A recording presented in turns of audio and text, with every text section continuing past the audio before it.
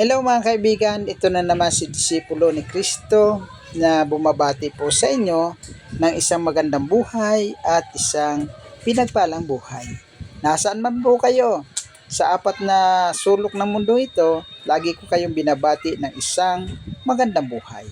Ito po aking pong ipipresent sa inyo, itong aming pong tanim na dragon fruit dito sa tagiliran ng aming bahay. At kung maitatanong po ninyo kung gaano na siya katagal o katanda ng dragon fruit na yan, yun po ay more or less 2 taon na po ang tanda. At kung mapapansin po ninyo, no, yung ating dragon fruit, marami na po siyang mga suloy at mayroon tayo nakitang bunga doon sa may kabila. Yan ang magandang balita. So mga kaibigan, kung mapapansin po ninyo, yung ating tanim na dragon fruit ay marami na po siyang mga sanga-sanga. At dahil doon, pwede na rin po tayong magtanggal ng mga sanga na possible na hindi na siya mamumunga. Ititira lamang po natin yung mga possible na magbigay ng bunga. Yung mga sanga na matataba or malalaki. Yan. At alam nyo ba, ang dragon fruit ay mayroon siyang napakagandang benepisyo sa ating katawan kapag siya po ay ating pong kakainin. So, isishare ko po sa inyo kung ano yung kahalagahan o benepisyo sa pagkain ng prutas na dragon fruit.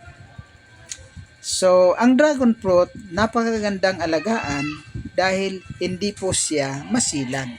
Kahit hindi mo siya diligan araw-araw, nakakasurvive siya kasi siya po ay isang uri ng cactus. Ibig sabihin, kahit hindi mo siya diligan ng diligan, siya po ay kaya niyang mabuhay kahit sa isang mainit na panahon. So, gusto kong i-share sa inyo o ibahagi sa inyo yung kahalagahan ng pagkain ng prutas na ito. Dahil nga po siya ay tinaguriang superfood, kaya gusto kong maibahagi sa inyo kung gaano siya kaimportante o gaano siya kasustansya sa ating pong kalusugan. Yan. Ang dragon fruit ay isang masustansyang superfood na mayaman sa fiber, antioxidants, vitamin C, at minerals tulad ng magnesium at iron. Ito ay mababa sa calories, nakakapagpalakas ng immune system, nakakatulong sa maayos na digestion, nagpapababa ng bad cholesterol para sa kalusugan ng puso at nagpapaganda ng balat. Narito ang mga detalyadong benepisyo sa pagkain ng dragon fruit. Una, nagpapalakas ng immune system dahil sa mataas na antas ng vitamin C at antioxidant na tumutulong sa paglaban sa sakit at infeksyon. Ikalawa, mabuti sa digestion. Mayaman ito sa fiber na tumutulong sa maayos na pagdumi at nagpapakain sa mga good bacteria sa tiyan. Ikatlo, kalusugan ng puso. Ang mga buto ng dragon fruit ay may taglay na omega-3 at omega-9 fatty acids na nakakatulong sa pagpapababa ng bad cholesterol at pagpapanatili ng malusog na puso. At ang ikaapat, nagpapaganda ng balat. Ang mga antioxidant nito ay lumalaban sa free radicals na nagiging sanhi ng pagtanda ng balat. Kaya nakakatulong ito para mas radiant at malusog na balat.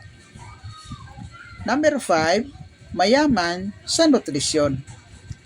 Nagtataglay ito ng iron, calcium at phosphorus na kailangan ng katawan para sa malakas na buto at paggawa ng red blood cells. At ang panganim, mababa sa calories.